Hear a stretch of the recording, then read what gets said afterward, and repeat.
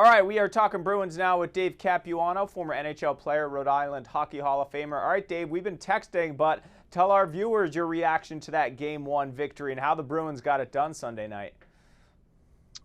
Well, I thought they played two really solid periods. That second period, I thought Halak really hung in there.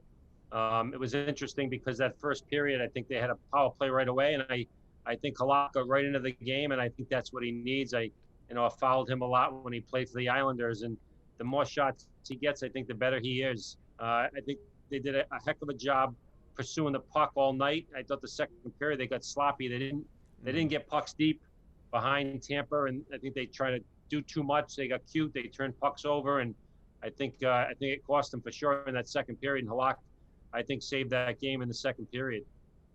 Yeah, holding on after that 3-0 lead. Now, earlier in the show, the guys were saying that they won 2 years ago that Game 1, and then they lost 4 in a row. So they're not too high after this one. Do you anticipate this being a long series? I guess the question is, was last night indicative of what we'll see going forward, or do you expect this to be back and forth all series? I was looking at the schedule. I think it's interesting that the Bruins have to play back-to-back. So I think that's going to be very difficult for Halak. I think he's 35 years old, and I think that's a tough position that they're in. So I think it could be a longer series if in fact that those two games don't go the Bruins' way, or one of them doesn't go the Bruins' way. I love the way the Bruins are playing. I love the way they're pursuing the puck. I love the way that they're playing as a team. In that first line, obviously we talked about prior to this series, Yianni, about Marchand not being very good. Boy, has he been good, and he's been a leader. And camaraderie between that first line is second to none in this league. Yeah, and you mentioned the goalie, Vladar, I guess, is in the on-deck circle. Bruce Cassidy saying today that after they play on Tuesday night, they'll see Wednesday morning where they're at heading into that back-to-back, which is a little bit unusual, but such is the case in a 2020 NHL bubble. All right, going forward, what do the Bruins have to do to take control of this series? Or what have you seen them do in Game 1 or throughout the playoffs or this season that this is the recipe to handle the Lightning? Well, again, they kept the big guys off the board last night. I think Stamkos being out is a huge benefit for the Bruins. Just if Pastrnak was out for Boston, I think it would be a huge benefit for Tampa. But I think they just have to keep doing what they're doing. I think, what that Marchand line showed last night is that the league is a second effort league.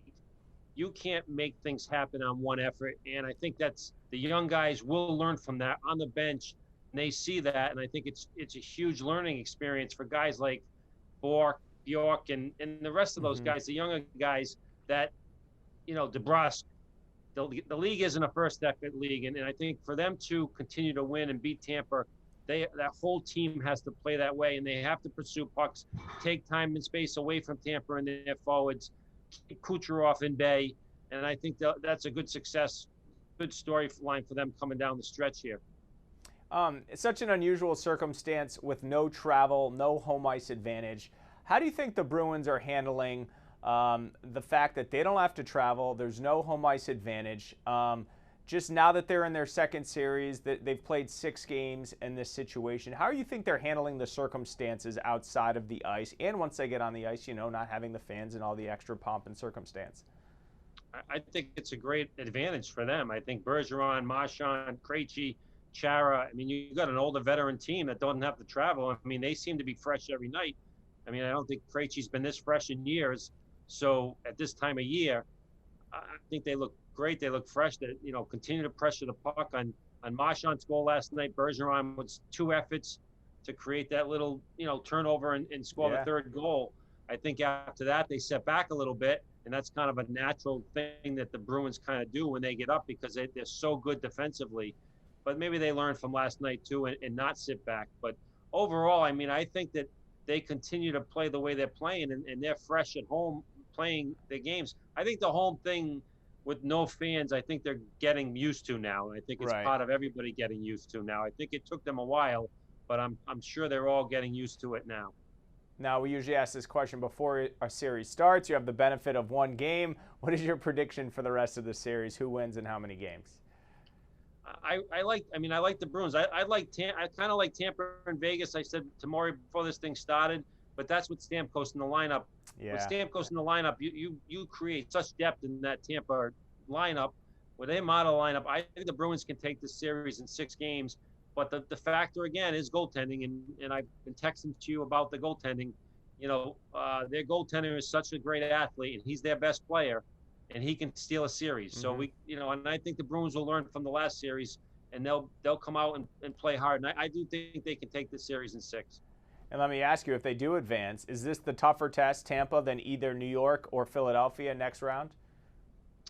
Yeah, well, I think as a skating team, I mean, now you're going into 2 different teams. The Islanders kind of lock it down, play a boring game, and I think Boston can play that way if needed. But I think this is the toughest matchup. Yes. Yeah.